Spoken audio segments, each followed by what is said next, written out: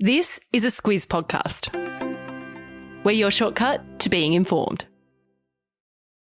Squiz Kids! It's your daily news fix. Fun, free, fresh.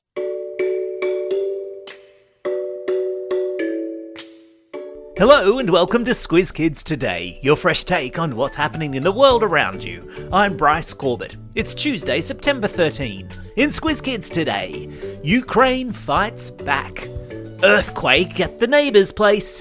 Teen wins US Open and janky, sussy and cringe make the dictionary. That's what's making news, kids style.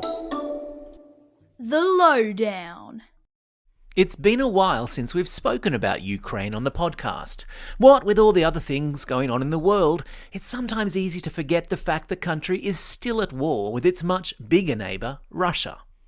But with news over the weekend that Ukraine had won significant military victories and, according to reports, has pushed Russia back out of many of the Ukrainian towns it invaded earlier this year, it's a story worth revisiting. Yesterday, there were photos circulating of Russian tanks that had been destroyed or abandoned amid reports that towns in the east of the Ukraine, close to the Russian border, had been recaptured by Ukrainian soldiers. There were also reports the Ukrainian flag had been spotted flying in towns previously occupied by Russian troops, and witnesses there said they watched Russian soldiers throw their guns to the ground and retreat. Now, this is obviously a big deal because Russia is what is often referred to as a superpower, and Ukraine is most definitely not one of those. This whole story has a touch of the David and Goliath about it all. Of course, this is not to suggest that the war is over, with many commentators now watching anxiously to see how Russia and its leader Vladimir Putin will respond. Yesterday, Ukraine's leader, President Volodymyr Zelensky, gave a defiant speech. Defiant means to make a show of strength in the face of pressure or hardship. It's worth remembering too that since the war began in February, the United Nations estimates that just over 7 million Ukrainians have fled their homes, with some 4 million of them trying to find a new home in another European country.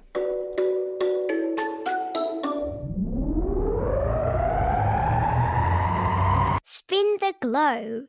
Each day we give the world globe a spin and find a news story from wherever it stops. And today we've landed in Papua New Guinea, our nearby neighbour to the north, where search and rescue teams were being sent to a remote part of the country after a 7.6 magnitude earthquake hit on Sunday morning. 7.6 magnitude is a big earthquake, and there are fears the damage it has caused could be a whole lot worse than has so far been reported. You see, because where the quake happened, it's in such an isolated part of the country, it's hard to get accurate accounts out of there. PNG is located on the edge of what's called the Pacific Ring of Fire, which is a circle of tectonic plates, which is the crust of the Earth. When these plates rub against each other, causing friction, it results in earthquakes. I've stuck a link to a video explainer of the Ring of Fire in today's episode notes.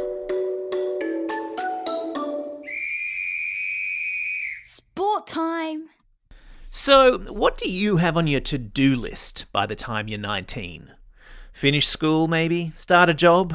Maybe find yourself at university? Or, I don't know, get a top score in Fortnite? Hopefully not that last one. What about win the US Open tennis tournament and become the youngest man ever to be world number one?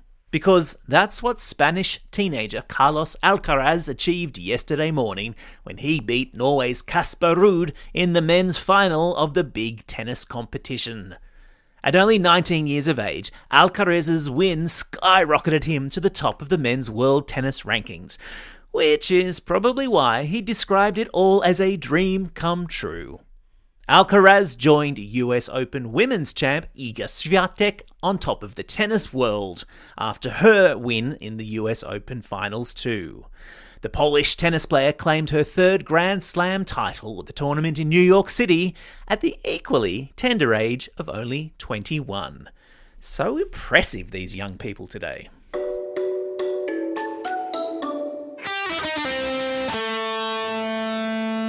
Pop Culture Corner. Speaking of the young folk, have you ever levelled up in a game, done something cringeworthy, or had to drive in your grandpa's janky old car? Even if you haven't, I bet you know what I'm talking about. And yesterday came the news that the slang words and phrases level up, cringeworthy and janky have all just been added to the dictionary. The English language is always growing and changing, and each year American publishers Merriam-Webster announce the new words that they're putting into the dictionary after deciding that they've become so common they're officially now part of our language. I've put a link in your episode notes to all 370 new words, but for now, let me offer a warm Squiz Kids welcome to some of my favourites: yeet, baller, and adorkable.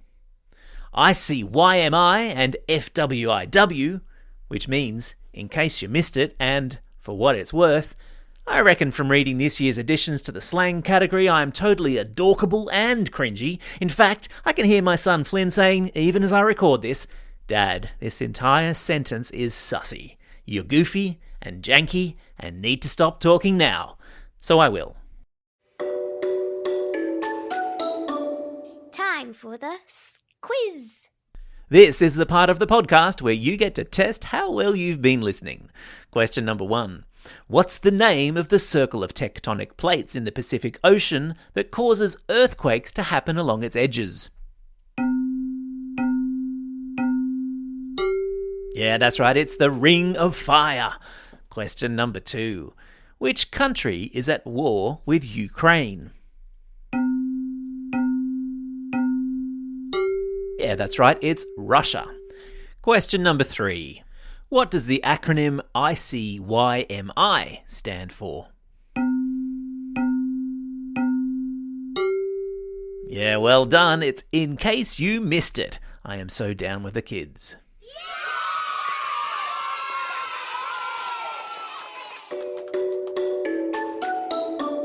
Shout outs. It's September 13. On this day, 53 years ago, the first ever Scooby-Doo cartoon went to air. On this day, 37 years ago, the first ever Super Mario Bros. Game was released. And today is also the birthday of author Roald Dahl. And if he was still alive today, it would be the Charlie and the Chocolate Factory and Matilda creator's 106th birthday. It's also a special day for these Squiz Kids celebrating a birthday today. Serene from Holsworthy, Jack from Berry, Connor from Kotara South, and Chad from Helens Vale. And belated birthday wish goes to Emma from Tynong North. Classroom shout-outs today go to Class 6TF at Clairvaux Catholic School in Belmont, Class S2B and Ms Blaine at Bulwarra Public School, Class 4W and Mrs Murdoch at St John the Baptist Primary School in Maitland, Ms Dribbis and her Year 4-5 class at Miranda North Public School, and finally to Class 2B and Mr Brennan at Tyab Primary School. And special shout-outs go today to the following teachers who've recently become members of the Squiz Kids for Schools program via our special Term 4 promo, a link to which is in our episode notes today.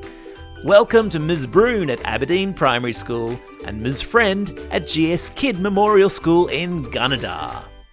Don't forget, if you've got a birthday coming up and you want a shout out, or if you're after a classroom shout out, drop us a line at squizkids@thesquiz.com.au. Well, that's all we have time for. Thanks for listening to Squiz Kids today. We'll be back again tomorrow. In the meantime, get out there and have a most excellent day. Over and out.